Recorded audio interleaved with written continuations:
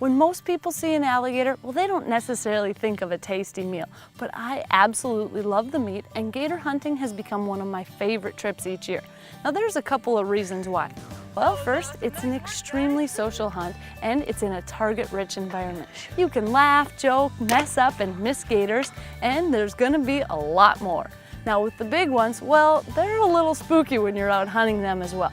Let's face it, they could do some serious damage. A 12-foot gator is nothing to mess around with, so you need to be extremely careful.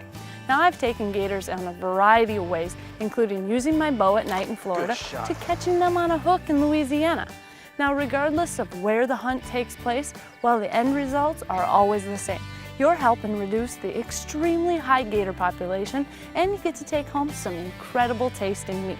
It's low in cholesterol, and it's actually healthier than chicken. So for people who ask, well, what does it exactly taste like? Well, it's kind of a cross between chicken and rabbit, and of course, it can be cooked a variety of ways. Now, over the years, I've tried tons of recipes, but I'm gonna share with you one of my absolute favorites called alligator sauce picante. This recipe was given to me by my good friend Alan Wade, who's from Louisiana and who I've hunted alligators with a couple of times. And well, he helped me take an absolutely giant gator that actually turned out to be bigger than our boat. Now, just like anything, the smaller the gator, the more tender the meat usually. But it's all excellent if you put in some time in the kitchen, and that's what I'm here to show you today. So first off, alligator meat comes in 3 basic types. You have the white tail meat, that's really tender, which is similar to veal, the body meat that is pink and a little stronger in flavor, and then you have the dark tail meat, which is a little tougher. Now, whatever section of meat you decide to cook, the most important thing to do is to trim away all the fat, yellow, tendons, and anything silver on the meat. Once this is achieved, cut the gator meat into 1-inch cubes that equals about 1.5 pounds of meat. I've found that the tail section is probably the best meat for this recipe. Now you want to take a heavy bottom pot and heat 1 cup of vegetable oil over medium heat, and that way you let it get hot, then stir in 1 cup of flour and just whisk it in nice and slowly, stirring constantly until a dark brown roux is achieved. Next, you want to add your alligator meat and saute for around 10 minutes or until well brown. Now again, this is about 1.5 pounds. I'm adding this in, and we'll saute this.